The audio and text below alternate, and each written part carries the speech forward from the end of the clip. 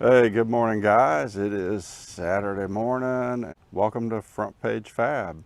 And we're going in the shop today to discuss something I'd never really thought about before. So come on with me. Let's talk about motorcycle air compressors. All right, we're going in the shop today. I apologize, it is a mess. I'm trying to get it cleaned up after I get a couple projects done. But recently, this is my motorcycle. I currently have about coming up on 14,000 miles. I bought it brand new at the end of 2018. So after I bought it, one of the very first things I did after reading on several forums is I bought a tire air compressor that runs off the 12 volts. Everybody's like, get that in a plug kit, you never know when you're going to need it. So, oops, I guess I did not have it locked. So what I did was I went out, researched, and found the highest rated air compressor, and I stuck it in the trunk, and it's been there ever since. Well, I was along with a first aid kit, and here is my stop and go tubeless puncture pilot kit. So I'm going to get that out, and we're going to go over here to the bench, and I'm going to show you something that did not occur to me when I bought it. I'd never used it. It had been in here, just there, just in case, and it's been there ever since. When we were on a recent ride, however, my cousin needed to pump up his tires, and my other cousin had a kit similar to this one that just said, I think, Harley Davidson on it, because he drank the Kool-Aid. And he got it out. Well, the problem was this one has a straight, and I'm gonna see if I can do this one-handed. Probably can't. Let me get it out. Here was the deal. So here's the compressor. Works just fine. I did go ahead and test it later. But here's the deal. You see how it comes like that? That's a straight connector, and it is made to just screw on to your valve stem. Okay, great, all good. Now on my front valve stem on my bike, I think there's plenty of room to put it on. However, on the back of the bike, it's a different tail. It looks the same, but it is a tad tight, and it just got me to thinking. I mean, it'll work, don't get me wrong, it'll work, but it's tight. And this right here, this is all the cords you get to put that on. So it doesn't make it, I don't want to say very easy to finagle this on. And if you have a bike that has a bigger hub in there, you're going to have trouble. You might not even be able to get this in because it's straight. So follow along, and I'll show you what I have discovered since I've researched this. Okay, so after doing some research on this issue, I did go ahead and get this pump out and use it. One, just to make sure it worked, and two, just to see what issues I would have. Now, this particular pump has a fairly long cord, and it has the SAE connector in it. And I'm happy to report that it did work well, so no issues there. However, this right here bothered me. So I decided to look into it a little bit further.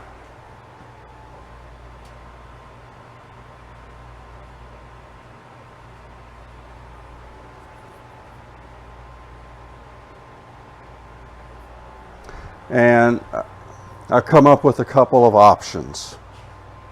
So one option I came up with, what did I do? There it is you could buy another air compressor.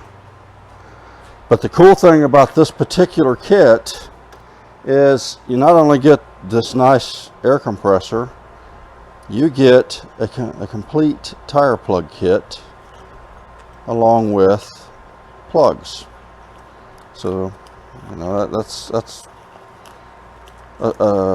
a big score in my mind. You also get this where you can plug this onto your battery and an SAE adapter. I believe it also came with, if you want to plug up blow up a mattress or a ball or something like that, you get all that. Then you also get this SAE to cigarette lighter adapter, which, as most of you know, is worthless on a motorcycle, because if it has a cigarette lighter adapter, they're usually fused at 3 amps. And to test it, I went ahead and I plugged that into the cigarette lighter on my motorcycle. You can see my cigarette lighter is right here. Plug that in and promptly blew the fuse as soon as I turned it on. So that created a dilemma. Now, lucky for me, I have one of these adapters on my bike because I have a trickle charger or float charger that I plug this in the wintertime, and if the weather's crappy and I know I'm not going to be riding for a little bit, I have this connected to the battery. It's fused, and on my bike I routed it. I can't see it right there, but I have it routed up here onto the tree, or by the tree, and tie wrapped into that. And the reason I did that is because I come up into my bag and I have a double USB right there, and I can charge stuff, or from there I can plug in and charge my headset if I want to. I also leaves my cigarette lighter free, so I can put my phone up here on my ram mount and have that charging if I'm using GPS or stuff like that. So that's why I did that. Now, worked great. The only problem was the cord wasn't quite long enough to go to the other side of my bike. Well, you notice on the right side there's a big disc brake kind of in the way, and over here on the left side it's more open. So this is the side I usually use if I'm going to air up the tire or top it off or whatever. But the cord wasn't quite long enough, so I had to get an SAE male to SAE female, or SAE cord, has SAE on both ends, like an extension cord, if you will, that I now keep on the bike or in my trunk. See, it looks like that. SAE on both ends, and I now have it, keep it on the bike just so I have it. So what's a guy to do? Well, the first thing I did, because I didn't know any better, was I threw in this. And what this is, I carry these on my bicycle when I was doing a lot of road riding. I did have a flat tire in Kentucky before I had this. I had a tire pump, but I didn't have this or a way to patch it. So I was SOL for the rest of that trip because I couldn't find the right inner tube. Anyway, what this is this screws onto your valve stem, has a trigger right here with a lock.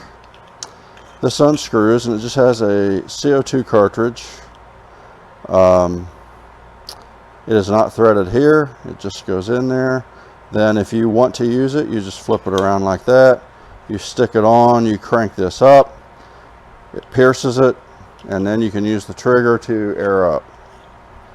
Now I do keep 3 or 4 of these cartridges on or in my tank bag, just because the pumps work great for topping off, but if you've got a dead flat tire, they'll take forever to pump up. And we are going to find out how long forever is to pump up this tire. We're going to use the stop and go, and you notice it has that straight valve stem, and I'm going to show you the problem I found with it. I also went on Amazon and did a little review, and I found this Air compressor. It says it's for car, motorcycle, bicycle, and balls. Okay, I have not even taken this thing out of the box. I don't know what it looks like. Now this is not an unboxing video, mind you. It's just, I just wanted to wait so you could see what I see when we take it out. Now mind you, on Amazon it did have awesome reviews. So here's the pump, okay, and I'll show you here why I chose this one. Not only because it had awesome reviews, but look at that, it even comes with a bag. Very cool. Nice bag. You can put all your stuff in. I'll bet I could take the seal kit or puncture kit and put it in here too. I'll test that. So it comes with your cord. Oh, that's a problem. Look at that. It's a cigarette lighter. What do I do? Okay, we'll think about that. Plugs in right here.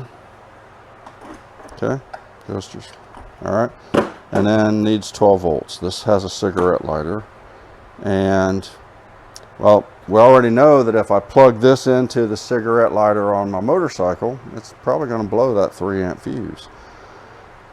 I did reach out on Amazon before I bought it to try and find out how much current this draws, and I did not get an answer as of yet. So this also comes with the same set of adapters that the Stop and Go comes with, but you know, we're on a motorcycle, we don't need that crap. So let's get rid of that. All right, here's the hose. Now this is kind of one of the things I looked for when I was purchasing another pump. This right here. See this? Look at there. So now I don't have to screw it on. I just screw this into this, I guess. It looks like it's got a seal on there. All right. So I screw this in like so. Tighten it down. Okay. So now, look at that nice long hose. Wow, that's nice. I like that. Let's see, how does it compare? What do you think, guys? I like that. So far, the only drawback we have here is this. Okay, so that's an option. That's an option, and I have a fix for that. I also purchased these SAE connectors. So the way we can fix this, I think, is we could just cut this off and splice in this SAE to it, solder it, seal it, all's good. That's the way to fix it. Okay, another way to fix it would be to buy a cigarette lighter female, wire this in on here, that way I could plug it into here and not alter this, so I could use it on a vehicle if I want to.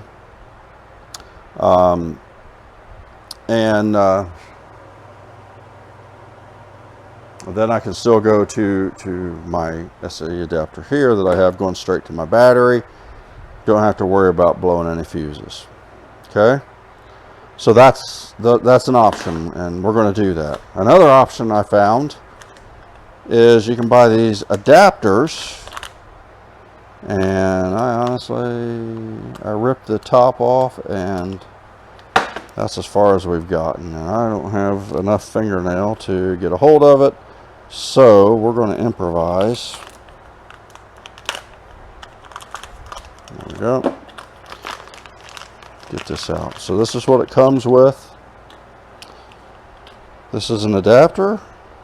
Has the same quick release on it that this one over here has. But here's the difference. This screws onto here.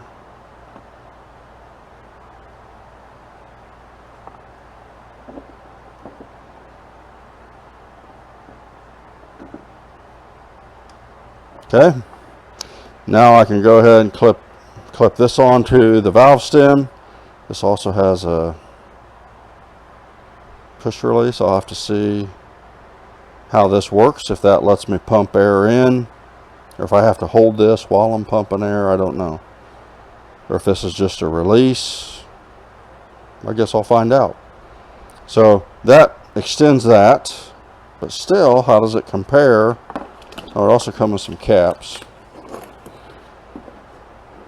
Still, this one's still winning as far as the length of the hose. And I didn't have to have an adapter. So that's what we're going to play with.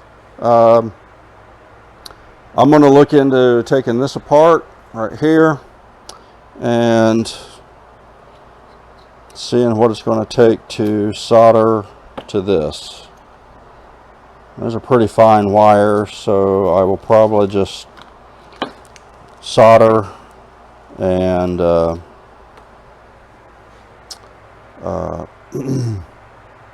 solder and use heat shrink tubing to seal that. Because then what I can do later is I can buy a cigarette lighter adapter that I can go SAE to, like a car cigarette lighter, and kind of cover that base. So, or actually, the stop and go comes with it, so I don't even have to make it. I just go ahead and get this adapted over, cut that off, and there we go, we've got it. Since I already have both bought, and then we will do a little testing as far as how long it takes to pump up. The tire will be about 10 pounds low, so just like a top off. We'll test the speed, how long it takes to do it on both, and then I'll let all the air out of the tire, and we'll find out how long it takes to air up a tire using these two methods. So that's our game plan.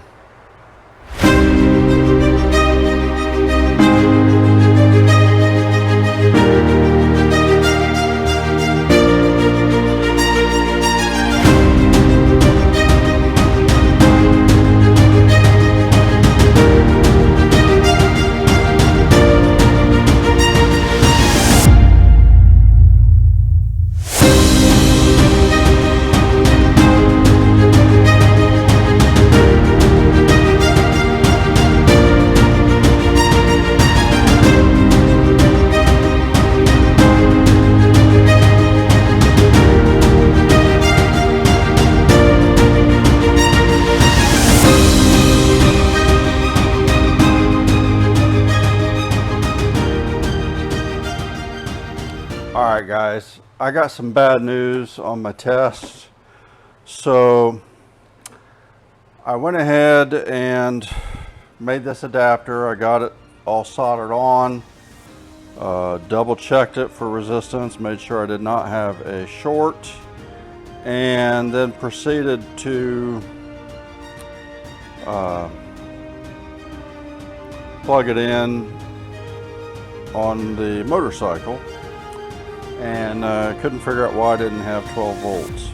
So I got my voltmeter out. I did some checking, and sure enough, I had a dead short on the on this fuse right here that connects to the battery. So this fuse was blowing. It was a 7.5 amp fuse. I then was puzzled, so I replaced it, thinking I must have blown it before and didn't know it. I replaced it, plugged everything back in, fuse blew again. So then I thought, okay, well maybe this new one here draws more juice than that stop and go. This does look like it's a little bit bigger pump. So I put a 10 amp fuse in it, thinking, all right, I don't understand why it should be doing that, because the wire that's in this harness right here, not even close to being able to support 10 amps. It's pretty light duty stuff, and it's a nice long cord. Checked resistance again here. There is no shorts.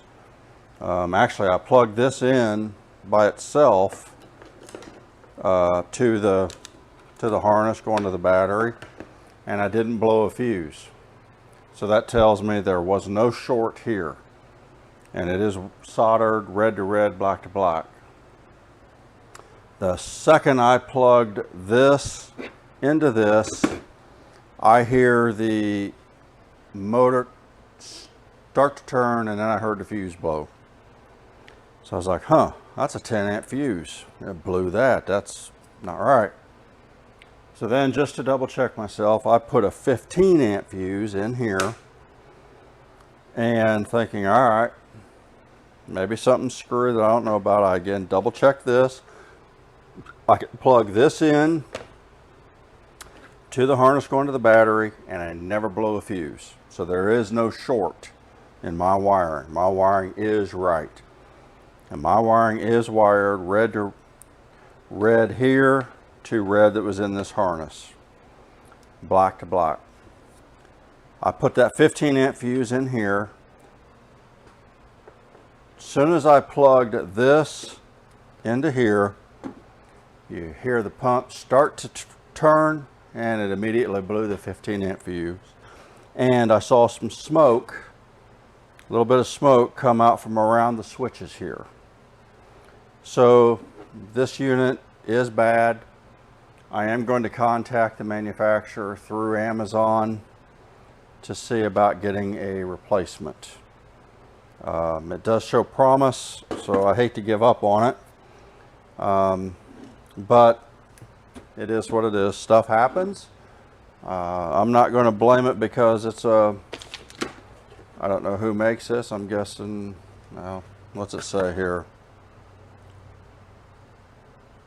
West Yorkshire. It is made in China. It says so right here, made in China. I'm not blaming that. There's so much stuff made in China, so we're not even going to go there that it's Chinese junk. Stuff happens. I get that. I will contact Amazon. I will see if we can get this replaced. That theory, I'll still have to use this with this in order to get my nice clip on. So I'll add that to the kit for now. That's my update. As soon as I contact Amazon, see about getting this replaced, I will, and I get it in so we can do another test, I'll let you know.